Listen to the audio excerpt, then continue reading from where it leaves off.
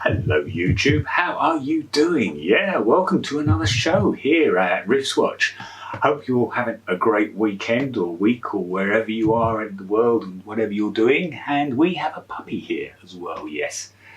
She's getting in on the action and winning hearts as always, but we don't mind that, do we? Quick wristwatch check. Yes, slightly ironic, I know. But yes, I'm wearing my SKX Seiko, my 009, which is of course a dive watch. And if you watched my previous show, yeah, you'll know I'm not a big fan of divers. But I'm wearing this because I put it on a NATO strap, a leather NATO strap, which is perhaps a tad foolish for a dive watch. But as I've said before, I don't dive, so I don't really need to put it on a waterproof strap.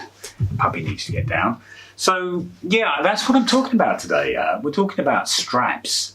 And this is a rather nice leather NATO. It's got to be said, most of my watches go straight on a NATO. I've got a number of them and I like them. They're my preferred form of strap. They're comfy generally. I like the additional security you get with them. You get, you know, the fact that you're restrained by both bands, I should say. So if one spring bar fails, you don't lose your watch and everything else that goes with it. And that's important because if you've got, if you spend a few quid on a decent watch, the last thing you want to do is lose it just because of a spring bar failure. So that's kind of a thing for me. Now I bought a number of different straps from many different sources actually over the years. I get a lot from Amazon where there are some cheap and cheerful ones, but there are also some quite high quality straps as well, which is good. But my favourite source seems to be a store which will feature in a moment. I did actually buy some from Watch Bandit the other day, which were all cheap and cheerful on special offer. It was a kind of a 5 for 20 euros or 19 euros or something. A lucky dip. You had basically what they were in stock. I have to say, oops, we got a puppy again. I have to say we're playing tug of war. Look at this. All the time, she hears me speaking. She wants to come on YouTube. Come on, down you get.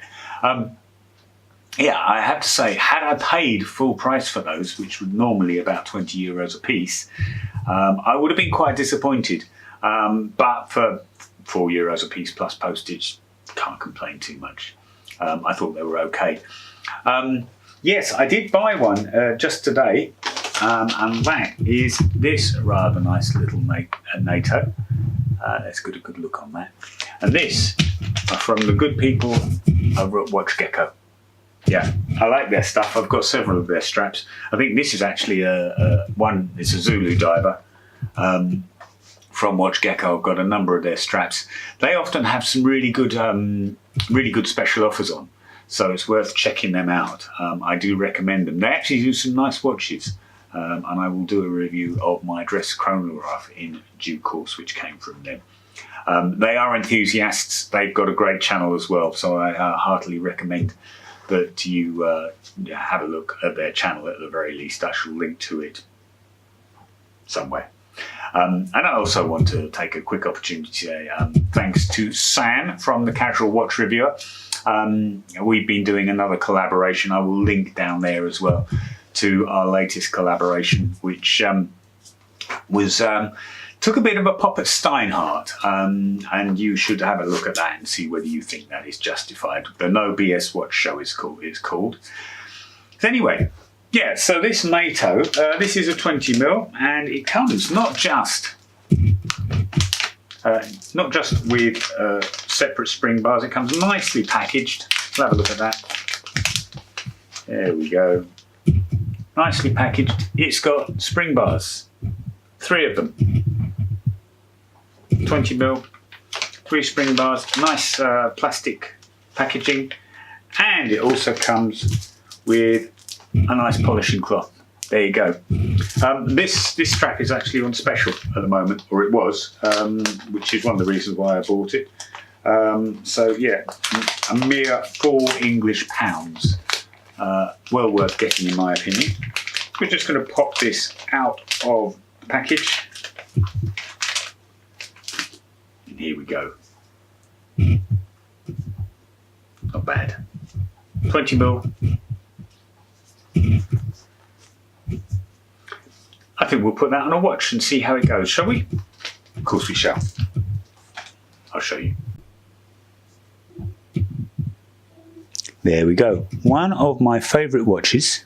This is my Seagull 1963, which is absolutely one of my favourite watches. Cheap and cheerful, but lovely and quite classy as well, I think. Yes, I'll do a write-up on this. And there we have it on the wrist, on the strap. I think that's rather lovely, don't you? Yeah, so there we have it. I think that's quite nice. And for under a fiver, you can't go wrong, can you? That's perfect.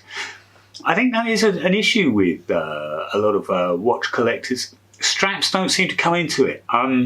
You go to a watch fair, I've been to a number in the UK, and there do seem to be some extraordinarily expensive pieces all over the place in these fairs, but I couldn't find anywhere that was selling straps. I've never seen anybody do that. There's probably a gap in the market to do that, but you know, people were selling pieces for thousands, literally, and yet, you know, they were coming on cruddy straps, or in some cases no strap at all, which struck me as being a little bit silly.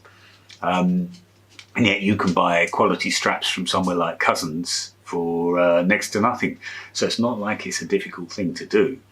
Yeah, and one of the other things I like about a NATO is that they're very easy to swap out, and you can do that, and you can give your watch a completely different look and feel, which I think is a fantastic bonus. You know, you just swap the watch, swap the strap, and your watch looks and feels very different. And they can come in a number of different styles, colours, materials. So you've got a lot of options there, and it's a 2-minute fix. There's no messing about with spring bars or quick release straps, etc.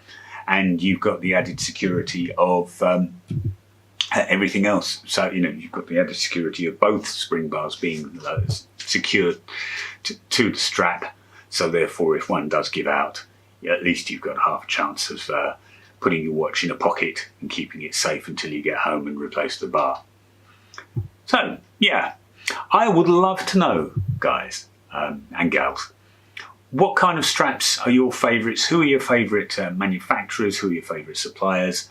And, you know, what do you think about straps? One thing I did notice in prepping for this is actually I do not have a metal bracelet. None of my straps have metal bracelets, and the only straps I don't change out are the inbuilt. I think I've got 2 watches with inbuilt that I just don't change. One of those is my G-Shock, and the other one is my Spinnaker dive watch, which featured last week. You can see my G-Shock in the gallery on my website, which is www.riffswatch.online. If you want to see a gallery there and a few other bits and pieces, so do take a look there, and feel free to make a comment. So that's what I think. I would love to know your feedback, and yeah, I'll see you again very soon. Thanks for watching, and don't forget, please do like, comment, subscribe.